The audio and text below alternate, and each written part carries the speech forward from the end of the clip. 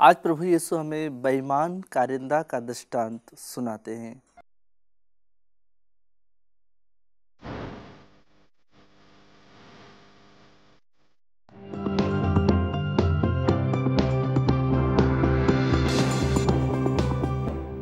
आत्मदर्शन TV के सभी दर्शकों को मेरा प्यार भरा जय यीशु।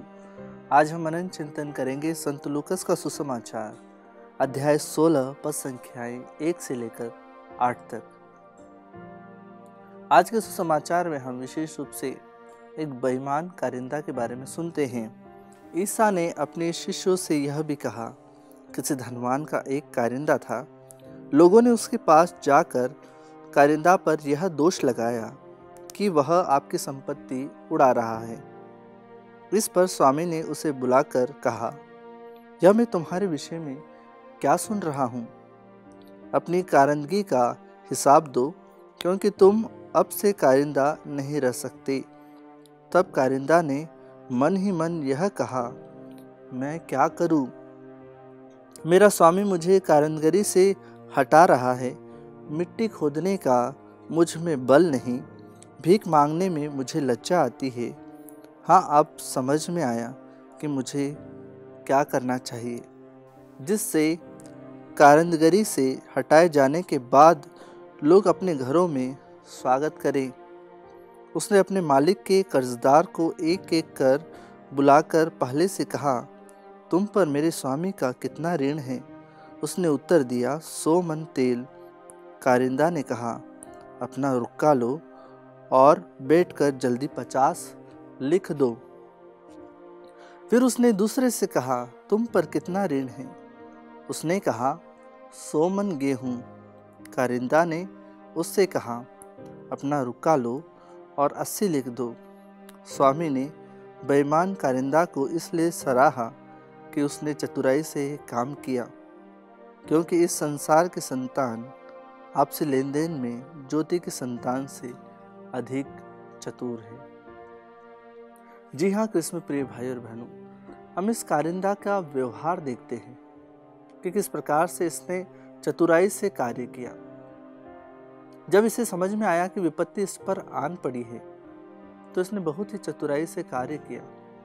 जब हमारे जीवन में ऐसा होता है कि हमें कई प्रकार की विडंबनाओं का सामना करना पड़ता है, तब हम क्या करते हैं? क्या हम उस समय प्रभु को याद करते हैं या हम और बेईमान हो जाते हैं? एक बेईमान व्यक्ति तो रहता है, लेकिन वह और बेईमान हो जाता है और उसे समझ में आता है कि उसे क्या करना चाहिए। जब हम पर विपत्ति आती है, जब हम पर कई प्रकार की प्रताड़नाएं होती है, तब हमें प्रभु के नजदीक आना है। बेईमानी करते हुए नहीं, ईमानदार होते हुए, क्योंकि प्रभु ने हमें ईमानदार बने रहने के लिए विशेष कृपा प्रदान की है।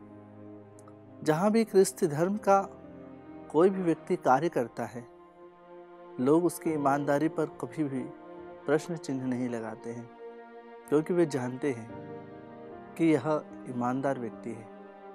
हम भी अपने जीवन को प्रभु के समान बनाएं, ईमानदार रहें हर कार्य में, छोटे से छोटे कार्य में, ताकि प्रभु हमें बड़ा से बड़ा कार्य सौंप सकें, ताकि हम प्रभु के इस बागवान में कार्य कर सके और विशेष रूप से प्रभु के अनुग्रह के लिए हम एक दूसरे के लिए प्रार्थना कर सके। आइए कृष्ण प्रिय भाई और बहनों, आज हम प्रार्थना करें उन सभी भाई और बहनों के लिए जो ईमानदार नहीं है, जो बेईमानी से लोगों को ठगते हैं, कई कार्य करते हैं, क्योंकि प्रभु कहते हैं, इस संसार के संतान आपसी लेन देन में ज्योति के संतान से अधिक चतुर है। इसलिए कृष्ण प्रिय भाई और बहनों, हम प्रार्थना करें सभी उन भाई बहनों के लिए जो ईमानदारी से कार्य करते हैं। ईश्वर उन सभी को आशीष प्रदान करें। आप नीचे लिखे नंबरों पर ज़रूर मैसेज करें प्रार्थना के लिए, आराधना में, निशा बलिदान में और हमारे अन्य ग्रुपों में विशेष रूप से आपकी प्रार्थनाओं को, मध्यस्थ प्रार्थना को भेजकर हम सभी लोग प्रार्थना करते हैं। आइए हम आप सभी के लिए प्रार्थना करें। ईश्वर सभी को आशीष और कृपा प्रदान करे। आमीन।